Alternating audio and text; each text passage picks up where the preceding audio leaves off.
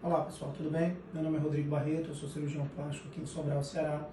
E conforme prometido, eu vim aqui hoje para poder responder algumas perguntas sobre o que a gente conversou ao longo dessa semana, sobre lipoaspiração, sobre lipoenxertia e sobre lipoescultura. Bom, recebi muita pergunta primeiro pedindo para definir, para determinar as diferenças entre os tipos de lipoaspiração. Bom, lipoaspiração, o que é? É quando você retira a gordura de um determinado local através de cânulas, que são pequenos canos de metal, e esses canos são acoplados a um sistema de aspiração e por movimentos de vai e vem você consegue retirar essa gordura que está mais localizada. Quando você pega essa gordura e você utiliza essa gordura em outras áreas, nós chamamos isso de lipoenxertia. Quando você associa as duas técnicas, a lipoaspiração com a lipoenxertia, você tem a lipoescultura. Então, a primeira dúvida que me perguntaram muito é disseram, olha, pode fazer a lipoenxertia sem a lipoaspiração? Não, porque eu preciso tirar a gordura de um canto para colocar em outro. Então, a lipoenxertia é um tempo da lipoescultura.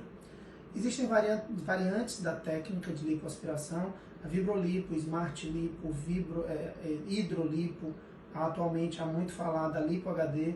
Então isso são variantes da técnica, são técnicas de lipoaspiração, mas algumas têm algumas diferenças e por isso algumas dão um pouco de diferença de resultados. Falar um pouco sobre a Lipo HD, que é uma lipo que está mais em voga, está mais na mídia, digamos assim. Então, o que é? A Lipo HD ela mudou um pouco o conceito da lipoaspiração convencional, onde você consegue delimitar um pouco mais as linhas de musculatura. Então, a marcação da cirurgia é um pouco diferente, o tempo cirúrgico é um pouco diferente, a paciente fica um pouco mais tempo de recuperação de pós-operatório, tem que ter mais cuidados de pós-operatório. Então, é uma modificação que dá muito bons resultados, mas antes de mais nada tem que ser muito bem indicada. Ou seja, às vezes eu recebo no consultório o paciente dizendo o seguinte, olha doutor, eu quero a minha lipo como Lipo HD. E ela imagina que vai sair com aquele corpo de atlético, com gominho, com tudo. Então, não é bem assim. A Lipo HD ela tem as suas indicações. Normalmente a paciente ela tem que ter pouca gordura abdominal, ela tem que ter um perfil atlético, ela tem que ter já um certo tipo de atividade física para poder aparentar a musculatura e o cirurgião plástico tem que ter treinamento nisso também. Então, não é para cá qualquer um, então não é todo paciente que pode fazer, então isso precisa primeiro de uma avaliação médica, tá bom? Como é que é a cirurgia? A cirurgia é feita com raquianestesia, essa é a minha opção. Eu acho que é uma cirurgia que dá tranquilamente para ser feita. A cirurgia tem uma anestesia tem muito poucos riscos. A gente faz uma sedação leve com a paciente e eu acredito que é uma anestesia de boa qualidade e com uma segurança muito boa para o paciente. Tempo da cirurgia.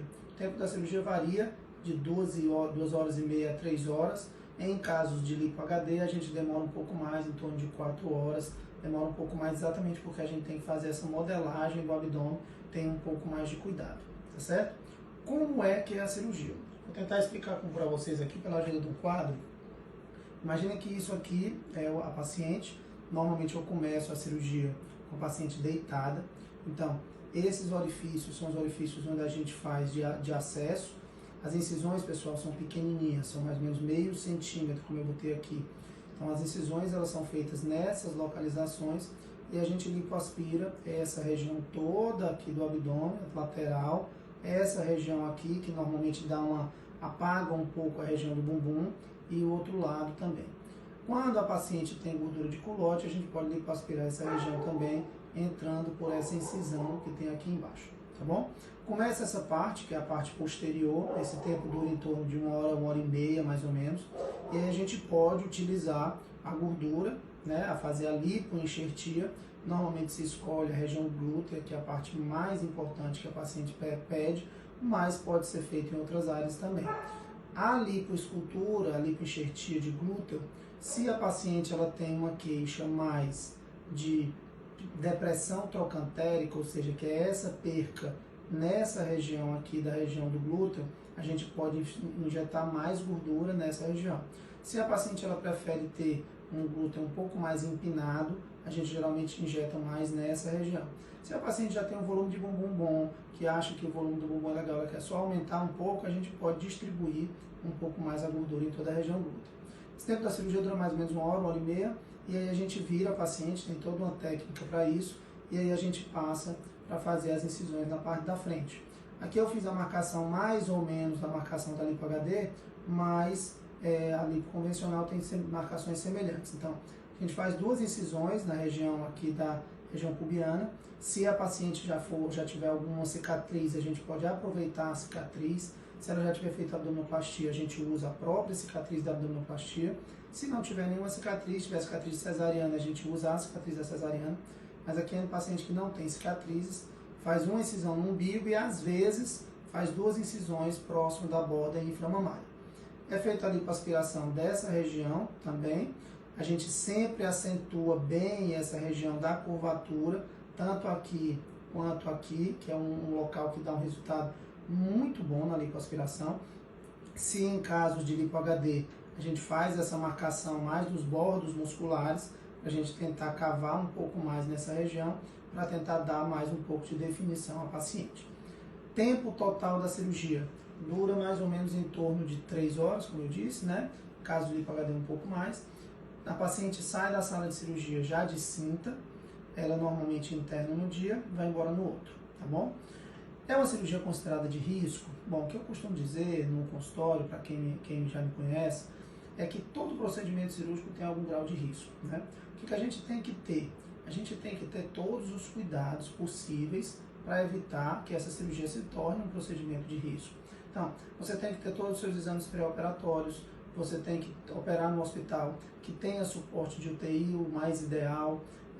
A equipe médica tem que ter já tem que ter um conhecimento, tem que ter uma certa estrada, um caminhado junto, é interessante isso também.